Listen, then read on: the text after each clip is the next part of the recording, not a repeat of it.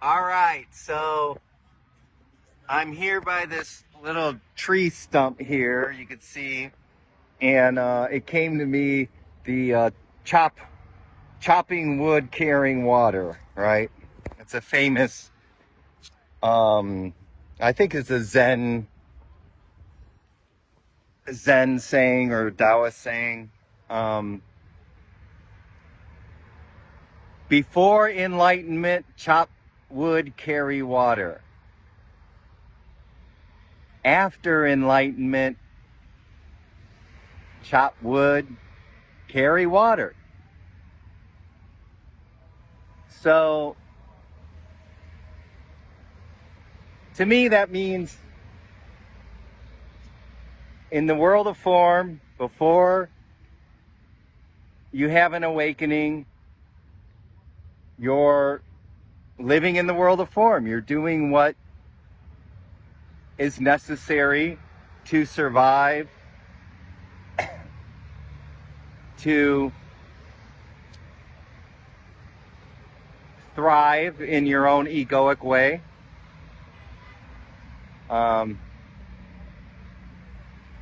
True thriving to me is awakening and living from that awakened being. But so today it would be, let's see,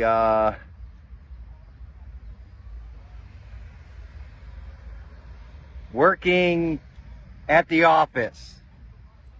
Before enlightenment, you sit at the computer and type.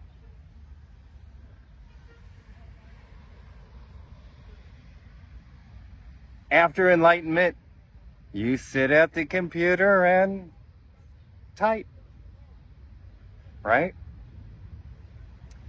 Before enlightenment, if you got a blue-collar job, you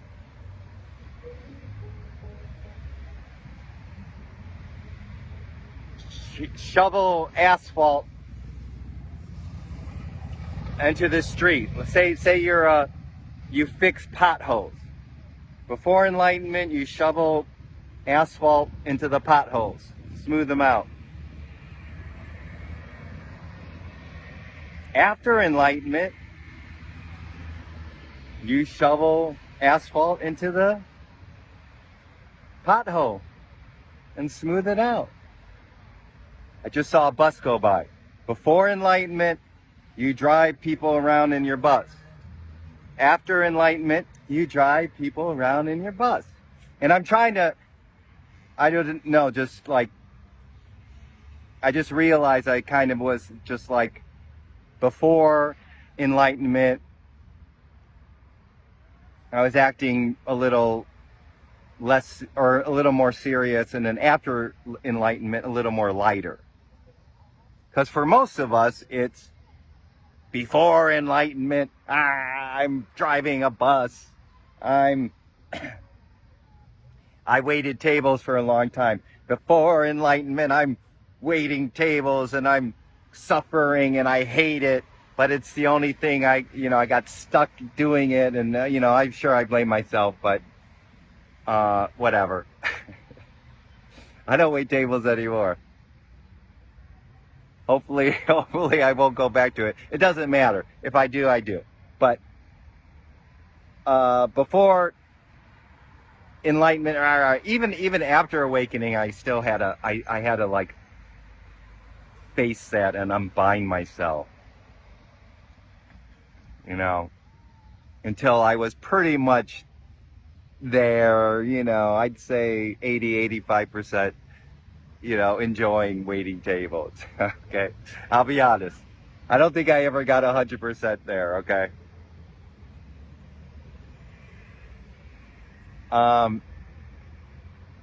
But so before, it's basically in the world of form, even after awakening, post-awakening, we still have our duties or things that we need to do in the world of form.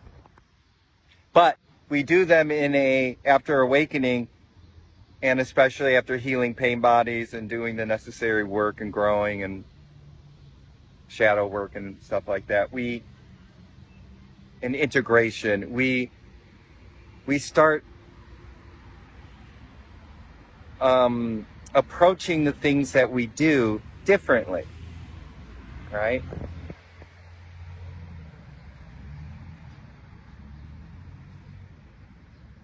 So chopping wood, carrying water is doing the dishes too. It's not just your job, but it's doing the dishes, doing the laundry, right? There's a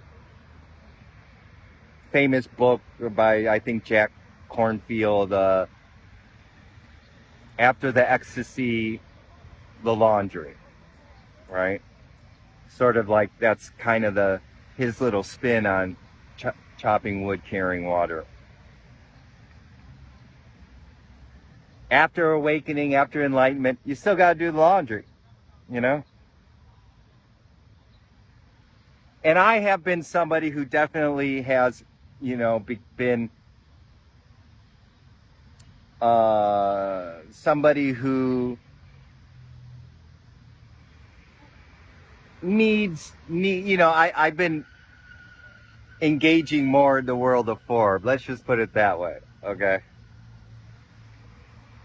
But I definitely enjoy hanging out in the absolute and just going deeper and meditating and not really caring too much about my my needs.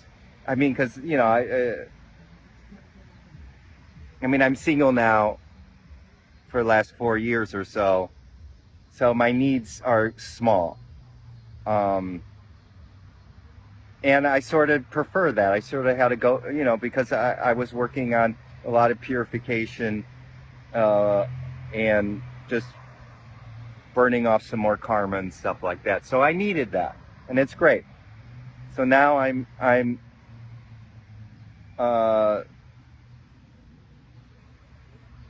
doing a little more chopping wood, carrying water, right? Let's put it that way.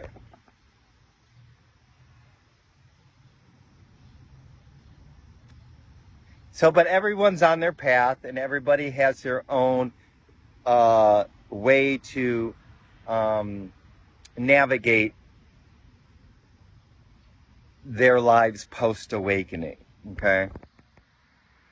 So just trust, just surrender, and allow that flow to guide you, okay? Because you might not chop wood, carry water as much, you know, as you think you need to. A lot of people who after awakening, they reduce their busyness to work on themselves, to really deepen, okay? Some people don't, so I don't know, you know, some people don't need to. I mean, everybody has their own path. And then you learn, there's a growth that I mean, one thing that I've learned is also don't expect, thank you, see? They're honking, knowing that what I'm going to say is important. Don't expect like your whole nervous system and your whole like conditioning to automatically change into this like perfect pain body free person, okay? Maybe that happens to the rarest of the rare. Maybe they worked on their karma in past life or whatever, but for most people that doesn't happen. It takes time to recondition yourself, okay? So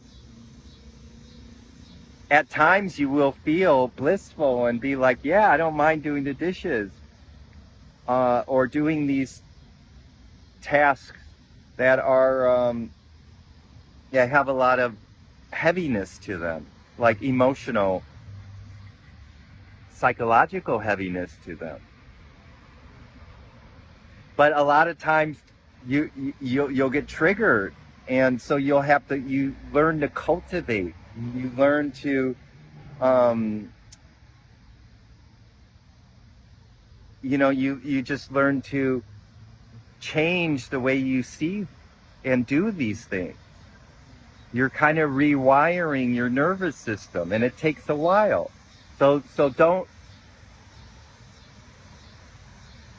be upset, or don't, if you have pain bodies that come up over doing dishes, or I'm using that as an example, but any job or whatever that you really hated, and now that you had an awakening and you're kind of upset because you still hate it and you still have pain bodies about it, but you're forced to keep staying in that job. That's great. That's part of your curriculum, as Ram Dass would say, and that you could, you move through it, and you cultivate acceptance to it. And you change your brain chemistry, and you change your nervous system. It takes a while. I mean, we got conditioned in this life and past lives, but just to say this lifetime, it took our childhood and teenage years. I mean, it took us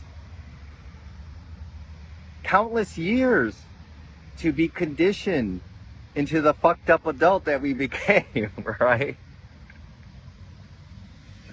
Right? So to recondition yourself into the enlightened, peaceful person and joyful person is going to take time too.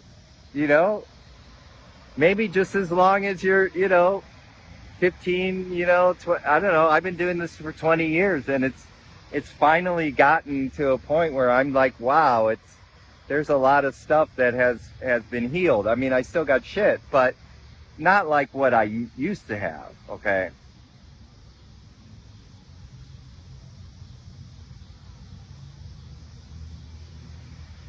And weirdly enough, a lot of the things that, I mean, I don't know, I'm not attracting any things that are, I don't know, I'm attracting a pretty peaceful life. We'll see. I'm somewhat like leery of like saying that out in public on a video, because,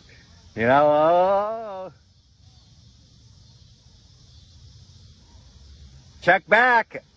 I'll check back with you guys in a couple of months. Now, who knows? But it's pretty good. But yeah, going back to chopping wood, carrying water. So it's a very pithy, I think that's a good word, pithy statement. Before enlightenment, chop wood, carry water. After enlightenment, chop wood, carry water. That it's kind of like, oh, okay, yeah, I kind of get it. I kind of get it. Yeah, I mean, before it's like chopping wood, carrying water. You're heavy, and pain bodies. You're hating the world. I used to hate the world. Blah blah blah.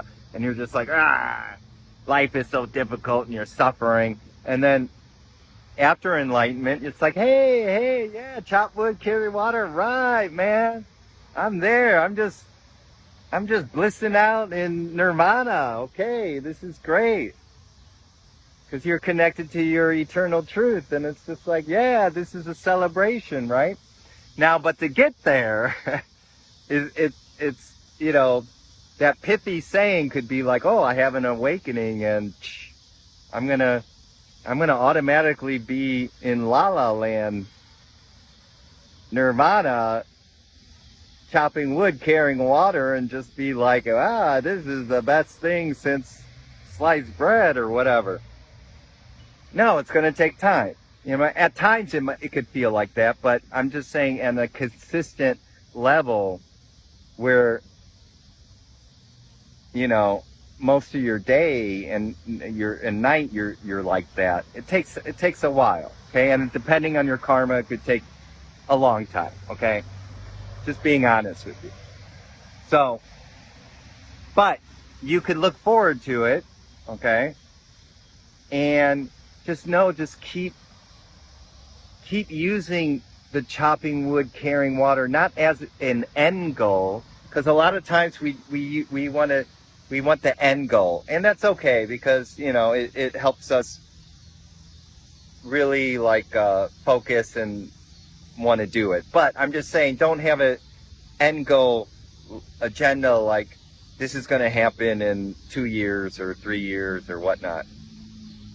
Just use the pain bodies that you have over doing tasks, over chopping wood, carrying water. Metaphorically, you could substitute whatever, your job, whatever day-to-day living things, ironing clothes. I don't know, if you got a pain body, ironing clothes, especially if you used to iron clothes for like a husband or a parent who didn't like, who always was critical. So, and so now you have that trigger. So you could use your chopping wood, carrying water as a spiritual practice to learn to become more equanimous, I think is a good word.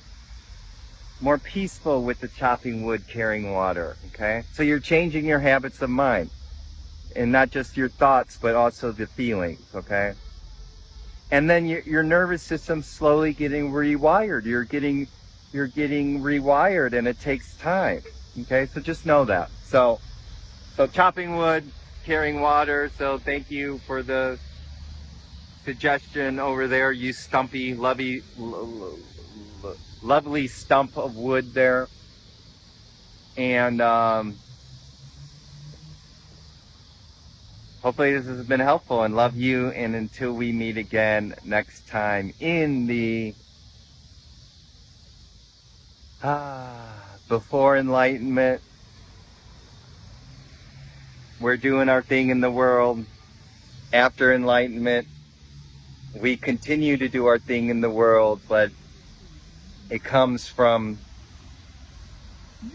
our eternal, lovely truth.